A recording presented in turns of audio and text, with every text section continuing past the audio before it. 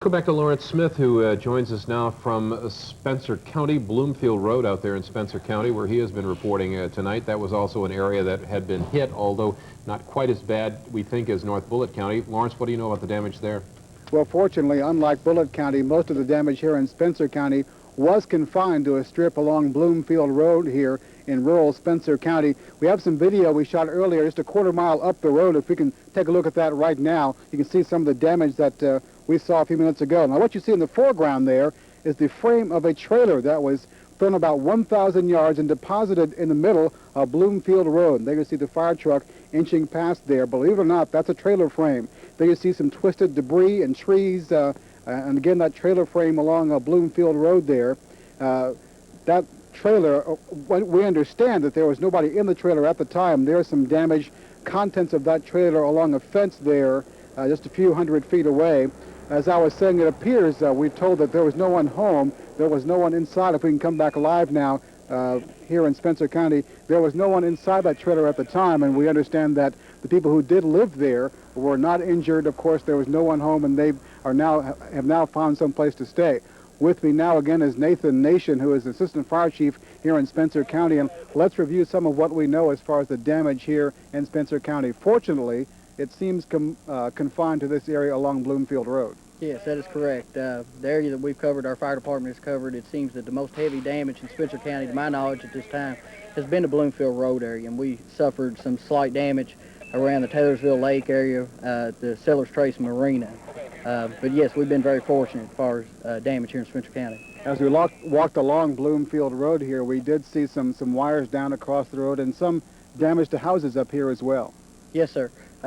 Most of the lines you saw down when we walked through a minute ago were cable lines, and we have the utility company on the scene with us now, and we should have Bloomfield Road, this area, open back up within the next half hour, 45 minutes or so. And yes, we did some severe damage to the homes in this area, and to my knowledge at this time, there's been the only reported damage in the county, this general area, Bloomfield Road.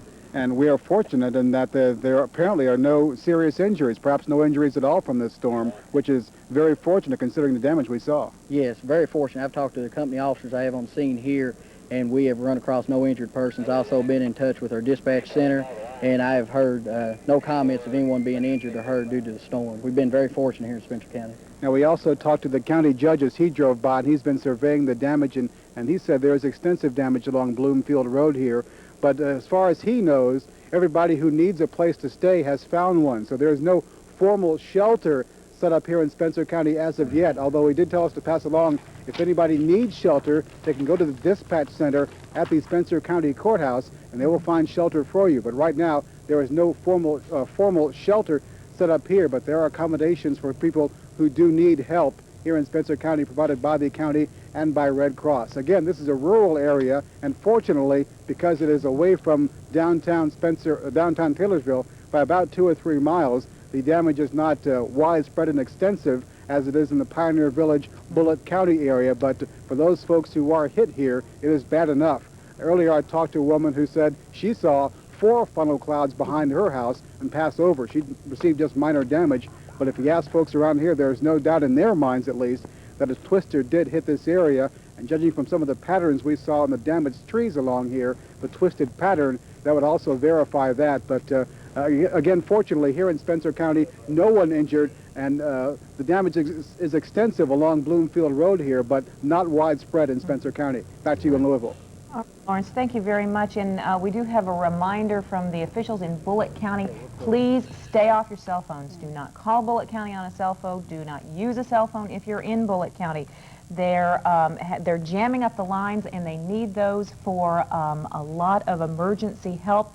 Red Cross Shelter, North Bullitt High School, 3200 East Hebron Lane, North Bullitt High School. There you can go for shelter. Also, Spencer County Courthouse. Now, we were just told by Lawrence Smith that if you need shelter there in Taylorsville, to contact authorities, that there's not an official shelter there set up, but if you do need shelter, to please go there or call there and contact authorities, and they will find shelter for you. Well, the good thing about the North Bullitt High School, it is very close to the area that was affected, and it appeared to be, from the video that I saw from Sky 11, it appeared to be itself intact. So it is immediately available to the folks whose homes have been damaged out there and who may have been trapped out of their homes. Let's go to Brooke Willis, who is at the Brooks Road exit. Brooke, I know you've been had a difficult time getting access to that area out there, but how's it going? Oh, it's awful, Gary. We left Pioneer Village and headed on 65. We're trying to make it to the command center. But look at what we found here at this exit. This is unbelievable. Look at this car flipped right upside down. Someone out here said when all this hit, the customers went inside the cooler. And you know what one police officer told me? This is unbelievable. He said there was a car going through the drive-through. The winds flipped it all the way around, so it was facing in the opposite direction. It is a very frightening sight out here. It's wherever you drive, it's pitch black outside, and you see people about just trying to find their way around. And on 65, it is unbelievable. Doug Smith and I, the photographer, and I were driving down here, and it's, you know, those huge state metal signs, the highway signs, one after another off the road. And of course, not a surprise, we get off the highway. What happens again? A truck overturned, and we're told that there's another truck overturned in back of us which had a diesel fuel leak. They're trying to control this, and a police officer said before we got here a Federal Express truck that was knocked over was hauled away. And we just got word a little while ago, I don't know if you guys have gotten this information yet, that an executive order has been signed to bring in the National Guard. And trust us, from just a little bit that Doug Smith and I have seen, they are going to have a lot of work to do. It's a very frightening sight throughout the area. It's almost like you don't see any place that doesn't have damage from what we've seen so far. And Brooke, that's what we're seeing from Sky 11. I guess we had a caller earlier, Brooke, who told us that they were from the Cracker Barrel there, and I guess you've got a Cracker Barrel right in the vicinity. And yes, that's right. Evidently, the tornado came across the top of the Cracker Barrel and then absolutely nailed, as this person said, the Arby's restaurant there, and you can see the horrible damage, all that broken glass and debris, and the cars overturned. Did you say that the employees and the customers went into the cooler? That's what the gentleman told us. He's now gone, but he said when all this hit, everybody went inside the cooler, and that was probably the smartest thing they could have done because, as you can see, I don't know if you can see it with our lights. It's so dark out here, but some of the signs for Arby's are down on the ground, and nobody seems to know whether the power lines are still live or not. We don't know that, but as I said, we do know that a Hillview police officer says that he got confirmation the National Guard will be called in because the executive order has just been signed, apparently. I know it's difficult for you sometimes to tell what we can see, but we could see the Arby's restaurant there very, very well, and we could tell what kind of... it must have been horrible to be inside at the time. Oh, I'm sure. Thank you, Brooke, very much, and we'll talk to you in just a few minutes. We have a guy on the line now who is a pilot who was at Bowman Field. Jim Psiones, I believe the name is. And Jim, are you on the line with us? Yes, I am, Gary. How you doing? Hey, good. I understand you saw some of the effect here on the small aircraft in the area tonight. Yeah, we were out at Bowman Field just working on a little airplane, and everything started to come unglued as you folks have been covering tonight. And for the first time in my life, I observed an airplane just kind of levitated off the ground, probably about 3 to 4 feet, and moved about 10 feet, and slammed back down pretty well.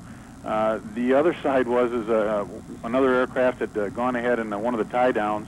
The rope securing it to the ground had busted on one side, and the airplane just started to spin on the other rope, and then didn't just wobble. I mean, violently was shaking back and forth and dragging one wingtip and then the other, and then standing up on its nose and bending the prop around a bit.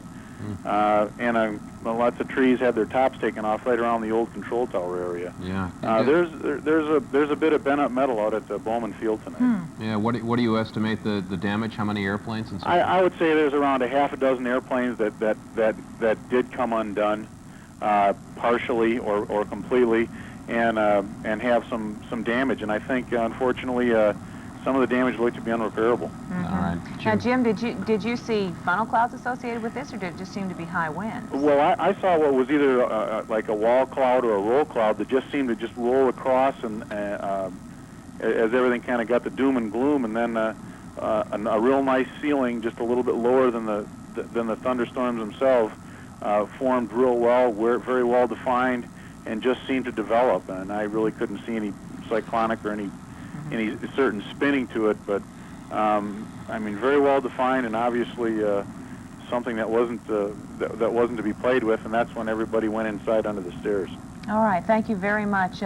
Jim Psiones, the Bowman Field pilot who witnessed some of the damage there at Bowman Field, something that I at least wasn't aware of before this. And here again you're looking at the Brooks Road area of northern Bullitt County. The damage there, you can see some of these houses.